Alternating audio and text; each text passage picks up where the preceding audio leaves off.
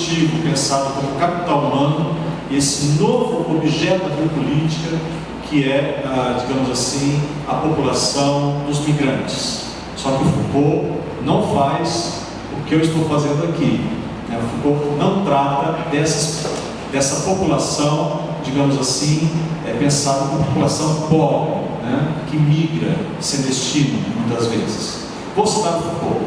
Entre os elementos constituintes do capital humano, é preciso igualmente contar a mobilidade, ou seja, a capacidade de um indivíduo de se deslocar, especialmente a migração. A migração, tudo isso no contexto da lógica neoliberal. A migração é um investimento. O migrante é um investidor. Ele é um empreendedor de si mesmo que faz um certo número de gastos de investimento para obter uma certa melhoria. A mobilidade de uma população e a capacidade que ela tem de fazer escolhas de mobilidade, que são escolhas de investimento para obter uma melhora nos salários, tudo isso permite reintroduzir esses fenômenos não como puros e simples efeitos de mecanismos econômicos que desbordariam os indivíduos e que de alguma maneira os ligariam a uma imensa máquina da qual eles não seriam senhores. Isso permite analisar todos esses comportamentos em termos de empresa individual, de empresa de si mesmo, com investimentos e rendas. Fica a situação. Eu, quando li essa passagem, agora eu vou informalmente falar, quando li essa passagem, eu disse: encontrei meu problema, para os próximos anos, para ser analisado nos próximos anos, pelo menos, sob esse viés de leitura. A passagem mostra aqui que a migração é um fator importante para a agregação de capital humano. Nesse caso, o migrante é considerado um investidor de si mesmo, alguém capaz de gerar mais renda a partir da sua mobilidade arriscada. O que não encontramos nas aulas de Foucault é a ressalva de que, no caso do grande número dos atuais fluxos migratórios, a equação escolha de mobilidade e escolha de investimento é reservada somente àquelas populações que agregam capital humano, aqueles migrantes que dinamizam o fluxo de riquezas nos países de destino. E aí me encontro com a introdução do trabalho. Mas o resíduo não negligenciável daqueles que não têm escolha para se locomover e investir em si mesmos não é tratado por Foucault, talvez porque ainda não constituía, na sua época, um problema a ser pensado. Como assevera Judith Revel a esse respeito, em um artigo recente na Revue Esprit, de um ponto de vista cínico, haveria, portanto, de reconhecer que os migrantes pobres, acrescento eu, os migrantes são investidores como os outros, até mesmo mais que os outros, se considerarmos a radicalidade do risco do seu próprio autoinvestimento. O grande fluxo da migração atual, porém, não dispõe dessa possibilidade de escolha, à medida que ele é apresentado como ameaça à dinâmica envolvida no próprio conceito de capital humano. Diante da disponibilidade rara e finita dos recursos, esse é o discurso, esse é o argumento, aquele que não consegue fazer da migração um investimento em capital humano, ou não realizou no momento certo, é moralmente imputável pelo seu próprio fracasso e exclusão. Essa é a questão. Desse modo, considera-se que o imigrante pobre, e até mesmo,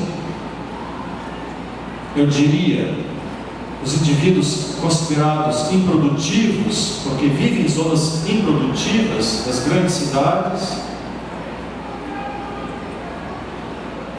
na lógica neoliberal não souberam onde investir, onde viver, com quem se casar, com quem estabelecer amizades, quando migrar ou quando se aperfeiçoar.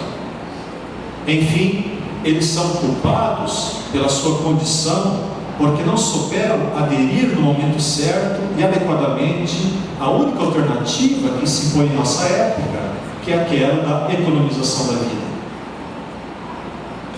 Não é uma questão de escolha, ou você adere a ela ou você está fora. E se você está fora, é porque você é responsável por estar fora. Não há por que, portanto, acolher esses migrantes ou criar políticas sociais para inserir esses indivíduos improdutivos na dinâmica da produção e reprodução de capital humano. Haja vista que o Estado não tem qualquer responsabilidade sobre essa condição. A responsabilidade é toda ela delegada ou imputada aos próprios indivíduos que, hipoteticamente, poderiam escolher. Podemos cogitar que as novas ondas de racismo em relação aos migrantes pobres não são diretamente racistas nesse aspecto, à medida que estão associadas a essa barreira neoliberal, ao mesmo tempo real e simbólica, que separa de um lado o trabalho produtivo, criativo, inovador, pelo crivo da empregabilidade, e que é assimilado com o capital humano ser otimizado, e de outro, o trabalho repetitivo, desqualificado, ultrapassado, precário, que mantém uma quantidade massiva de populações na zona da miséria e da exposição à criminalidade. Compreende-se a esse respeito a relação entre o fazer viver, quando se trata do primeiro caso, e o deixar morrer, quando se trata do segundo. Por isso que eu disse que, se impera nessa população o imperativo do deixar viver e deixar morrer, não por isso desaparece a antiga, ou melhor, o imperativo anterior do fazer viver e deixar morrer. Portanto, é um trabalho produtivo pensado como capital humano que se impõe normativamente em sua versão neoliberal. E estou terminando. Diante disso, a Judith revela esse artigo, ela lança uma suspeita, que eu acho importante, até para que nós possamos eventualmente refletir aqui.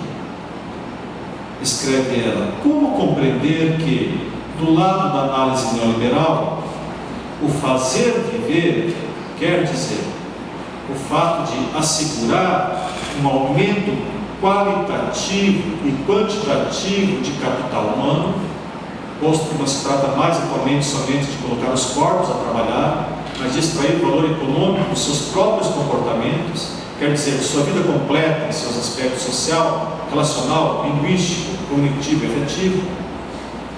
Então, como reconhecer, como compreender que do lado da análise neoliberal o fazer viver não seja hoje reconhecido como regra? Quer dizer, esse fazer viver não seja reconhecido normativamente como regra. Diante dessa normatividade baseada no fluxo ininterrupto do capital humano, a minha questão, e que eu pretendo desenvolvê-la futuramente, seria como que nós podemos frear esse fluxo, haja vista que nós não podemos bloquear. Então parece-me que, se resistências poderiam ser feitas em relação a essa normatividade, elas não seriam da ordem do bloqueio total, mas seriam da ordem de um freio, de uma freagem, desaceleramento do fluxo. E como deixar de ver o outro? Essa é outra questão, principalmente o migrante nessas zonas improdutivas, zonas fronteiriças, mas também em Calais, em tantos outros lugares. Como deixar de vê-lo como aquele que ameaça o meu trabalho e a lógica do fluxo natural do capital?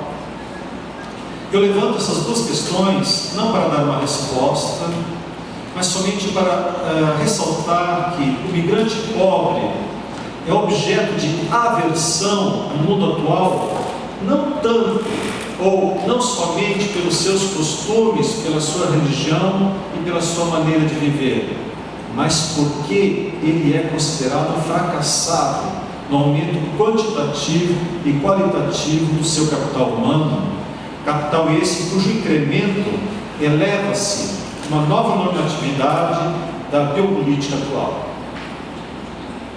E, diante disso, eu não vou explanar aqui, mas fazia parte das minhas 20 páginas, né? Nós poderíamos até também dialogar com uma outra leitura a esse respeito, que é uma leitura proposta pelo Etienne Balibar. Etienne Balibar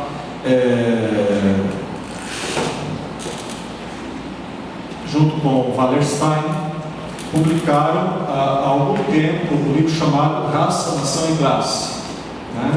E nesse livro eles falam de um neorracismo cultural em relação aos migrantes. Aqui eles falam de refugiados, ou seja, o neorracismo cultural é um racismo sem raça.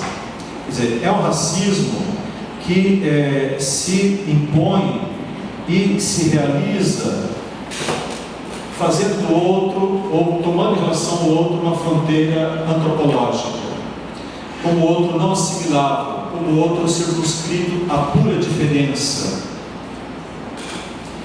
E, portanto, o neorracismo cultural é o neorracismo que proporciona, nesses países, como a França, que é o país do Balibar, a chamada morte social do migrante. Morte social quer dizer o apagamento da sua história de vida, do valor social e moral do seu nome, sua profissão, do reconhecimento de sua voz e de sua pertença a uma comunidade, agregaria a Hannah Arendt. Quer dizer, então, a Hannah Arendt mostraria aí uma morte política, né, do migrante a partir do momento em que ele não tem mais a pertença a uma comunidade política em que o seu discurso é escutado e a sua ação é reconhecida. O Balibar e Wallerstein, por sua vez, apontam o neorracismo cultural, o neorracismo sem raça, para dizer que o que está em questão na aversão ao migrante é o seu estilo de vida, é a sua maneira de viver, é a sua religião, são os seus costumes. Eu acho que essas duas hipóteses são importantes, são interessantes. Eu queria proporcionar uma terceira leitura para essa aversão ao migrante, e especialmente ao migrante pobre, e nesse caso eu considero que não se trata de xenofobia, como normalmente se apregoa, se trata, nas palavras, ou no termo cunhado pela Bela Cortina, de uma aporofobia. Ou seja, o fundo que está em questão é isso. E a aversão ao pobre, nesse caso, ao pobre migrante, não por ele ser pobre e miserável propriamente tal, mas porque ele é responsável por ser pobre e miserável, né? Porque ele não saiu do país no momento certo, porque ele não estudou no momento certo. Enfim, parece que é aí que entra essa lógica neoliberal do capital humano com toda a sua força. É aí que eu vejo, portanto, uma certa conexão no próprio Foucault. Eu vejo que o Foucault é suficiente para fazer essa análise de um encontro entre a análise da centralidade do trabalho produtivo como capital humano e o nascimento dessa nova população, que é a população